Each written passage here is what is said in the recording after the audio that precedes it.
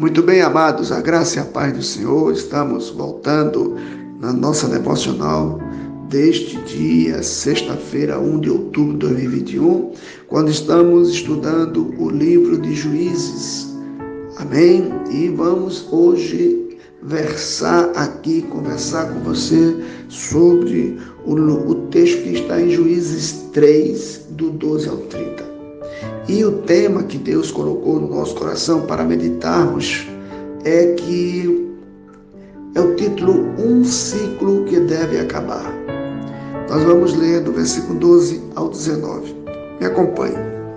Depois da morte de Otoniel, o povo de Israel pecou outra vez contra Deus, o Senhor. Por causa disso, o Senhor fez com que Eglon, rei de Moabe, ficasse mais forte do que eles.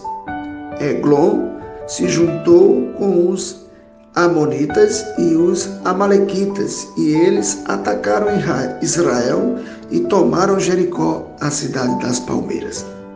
Versículo 14, o povo de Israel foi dominado por Eglon durante 18 anos.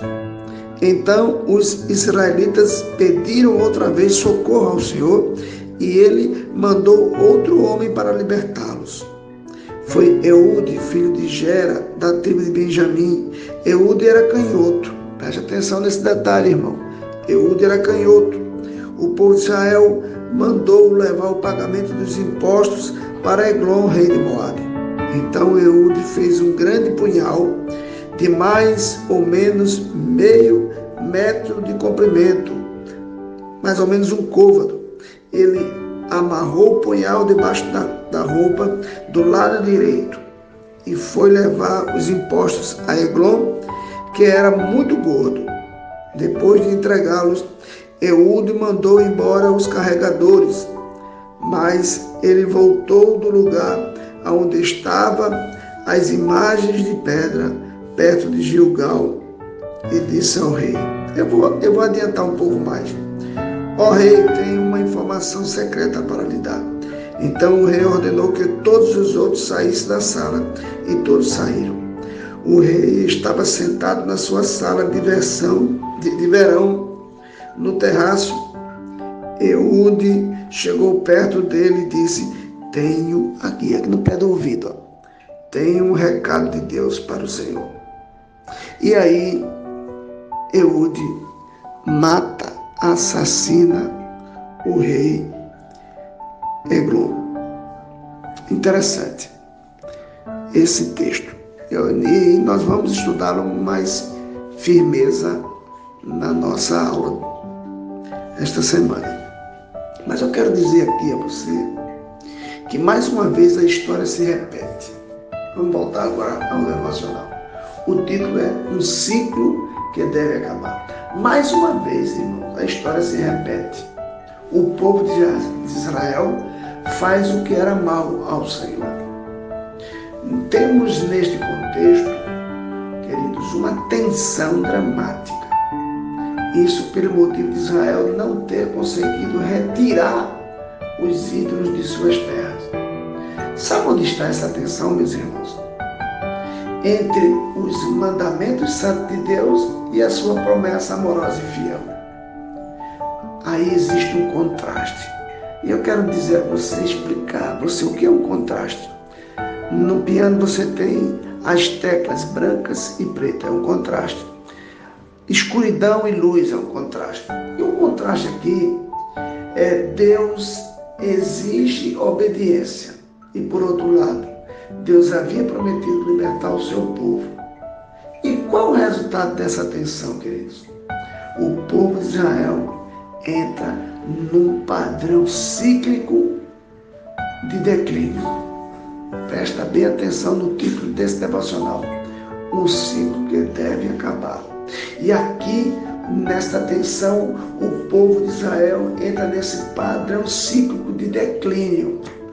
Declínio quando causado pela idolatria, e avivamento produzido pela misericórdia salvadora de Deus. Deus disciplina, queridos, constantemente os israelitas por seus pecados. mas os livra do perigo. Quero dizer para você que Deus nunca os abandona. Ao contrário, prossegue trabalhando graciosa e severamente em prol do crescimento deles. Olha o contraste. Graciosa e severamente. Estamos no capítulo 3.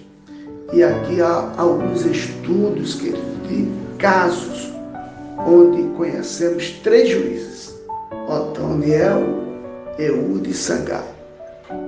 Com a morte de Otoniel, lá em Juízes 3:11, isso aí já foi tratado com o nosso diácono Bruno, no devocional anterior, o ciclo recomeça.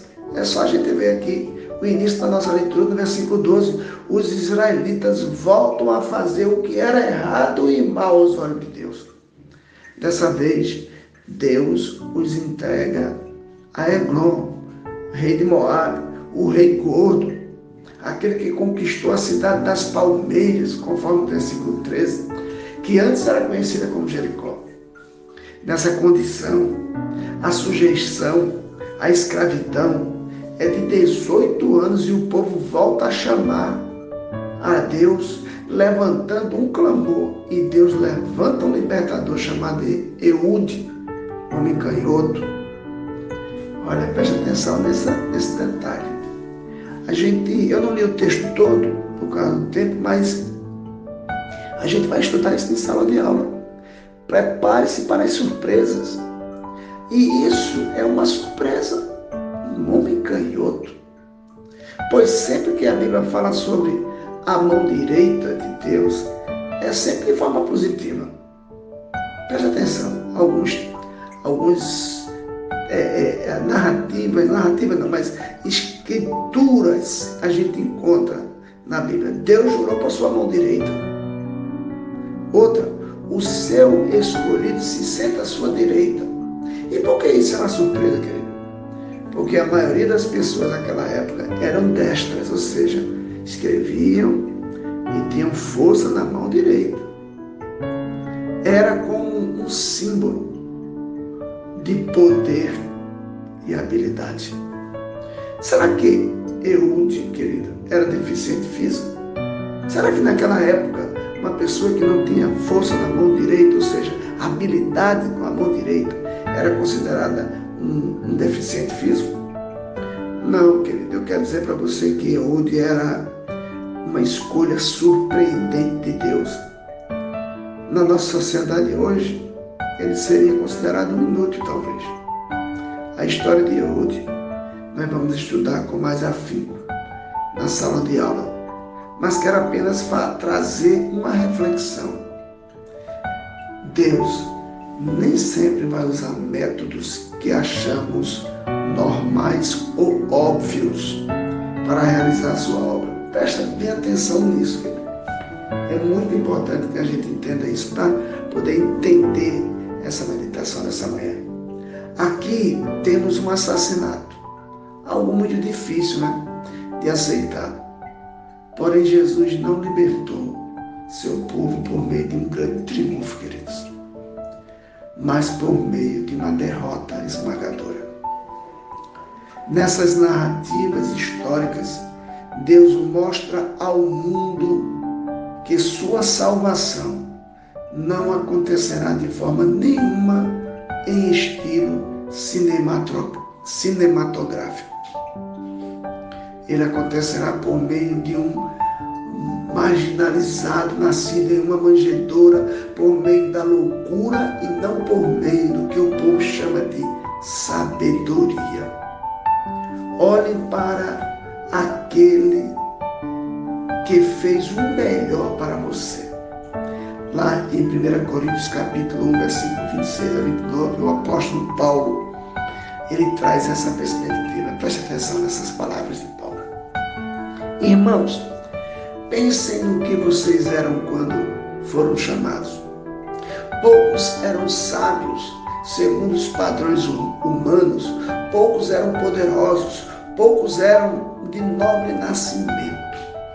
Mas Deus escolheu as coisas loucas do mundo para envergonhar os sábios, e escolheu as coisas coisas fracas do mundo para envergonhar os fortes. Ele escolheu as coisas insignificantes do mundo, as desprezadas e as que nada são, para reduzir a nada as que são, para que ninguém se vanglorie diante dele. Queridos, ninguém é perfeito, mas devemos de uma vez por todas dar um fim ao ciclo vicioso de deixar e voltar a fazer as coisas que desagradam a Deus. Reflita para sair desse ciclo vicioso de vai e volta a viver as coisas do mundo. Deus suscitou, levantou Eude, assassinou um rei. A história vai ser contada na EBD. Eu quero que você venha conosco. Que Deus te abençoe neste dia. Que Deus abençoe o nosso professor Bruno e todos aqueles que estão cooperando para esse maravilhoso momento que é a nossa EBD. Que Deus te abençoe em nome de Jesus. Amém.